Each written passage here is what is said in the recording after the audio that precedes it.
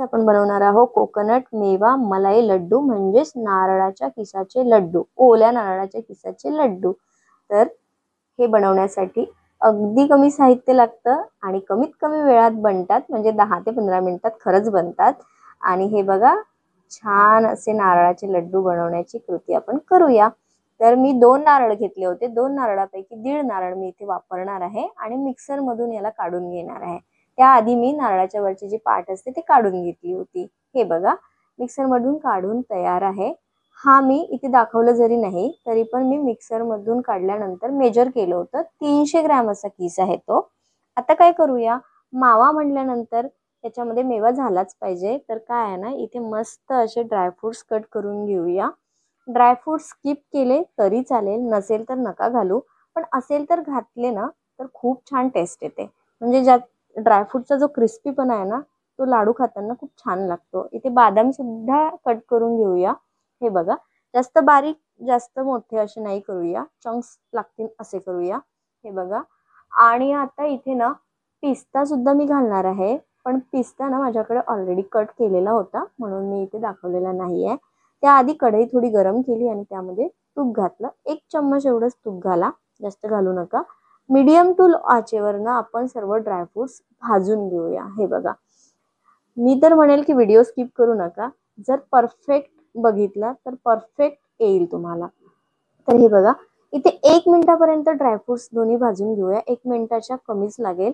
आणि याचा colour change नाही झाला पाहिजे, ड्रायफ्रुटची टेस्ट आली पाहिजे, कलर चेंज झाला नाही पाहिजे। आता काय केलं मी, वॉटरमेलनच्या थोडं 1 चम्मच सीड्स टाकल्या इथे, त्यांनी पण खूप छान टेस्ट येते। आणि याला सुद्धा भाजून घेतलं आणि सोबतच अर्धा चम्मच इतकं खसखस घातलेलं आहे। खसखसला सुद्धा 30-40 सेकंद असं भाजून घ्या। प्रत्येक ड्रायफ्रुट्सला ना वेगळा वेगळा टाइम लागतो, म्हणून 30-40 सेकंद हे, 30-40 सेकंद ते, असे 2 मिनिटात पूर्ण ड्रायफ्रुट्स भाजून तयार होतात। आणि पुन्हा इथे ना 1 चम्मच असं मी तूप घेतलं आणि इथे ओल्या नारळाचा जो किस आहे त्याला भाजून घेऊया। इथे कुठलंही स्किपपणा करू नका, म्हणजे स्किप करू नका, कारण आहे ना याला भाजणं गरजेचं आहे। तुम्ही म्हणाल की का भाजणं गरजेचं आहे, तर ओल्या नारळामध्ये आपला असा दुधाचा अंश असतो त्याचा, त्यामुळे तो अंश जाण्यासाठी, त्याला कोरडेपणा येण्यासाठी इथे ते भाजणं गरजेचं आहे। 200 ml असं मी दूध घेतलं आहे आणि दूध घालूया आणि मस्त असं ढवळून घेऊया। ढवळल्यानंतर काय करूया, इथे आता या क्षणालाच आपण इथे साखर घालूया। साखर मी 50 ग्रॅम घातलेली आहे, पाऊण वाटी 50 ग्रॅम, 50 ग्रॅम पेक्षा जास्त तर नको आहे इथे। ही ना मीडियम टेस्ट आहे, म्हणजे खूप जास्त गोड नाही आणि खूप जास्त कमी नाही। तर हे बघा, इथे ना आता दुधाला छान उकळ्या येत आहे आणि इथे या क्षणाला आपण साय घालणार आहोत। 2 चम्मच मी साय घातलेली आहे, साय नसेल तर हरकत नाही, पण घातली तर छान लागेल। आणि आता पूर्ण कोरडं होईपर्यंत ना मीडियम टू लो आचेवर याला छान उकळ्या येऊ देऊया, म्हणजेच यातलं जे दूध आहे ते पूर्ण संपेपर्यंत आणि साखर यामध्ये जाईपर्यंत, म्हणजेच त्याला टेस्ट येईल। हे बघा, पूर्ण कोरडं झालेलं आहे। मी इथे फास्ट फॉरवर्ड केलेला आहे, कारण तेवढं जर दाखवत बसलं असतं तर व्हिडिओ खूप मोठा झाला असता। त्याआधी हेमा कुकिंग क्रिएशन मध्ये जर तुम्ही नवीन असाल तर प्लीज लाईक सबस्क्राईब करायला विसरू नका। थंड होण्यासाठी मी बाजूला घेतलं आणि यामध्ये जे कट झालेले ड्रायफ्रुट्स आहे ते घालून घेणार आहे। सोबतच अर्धा चम्मच अशी वेलची पूड सुद्धा इथे मस्त घालून घेतली आहे।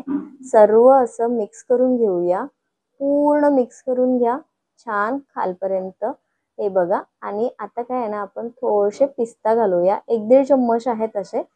आणि मस्त पिस्त्याने काय होते ना, छान कलर दिसतो ग्रीन ग्रीन असा, म्हणून पिस्ता सुद्धा घालूया। आणि पिस्त्याला टेस्ट खूप छान असते, खरंच सांगते, पिस्त्याला खूप छान टेस्ट असते। आता आपण गणपती बाप्पासाठी लाडू वळून घेऊया।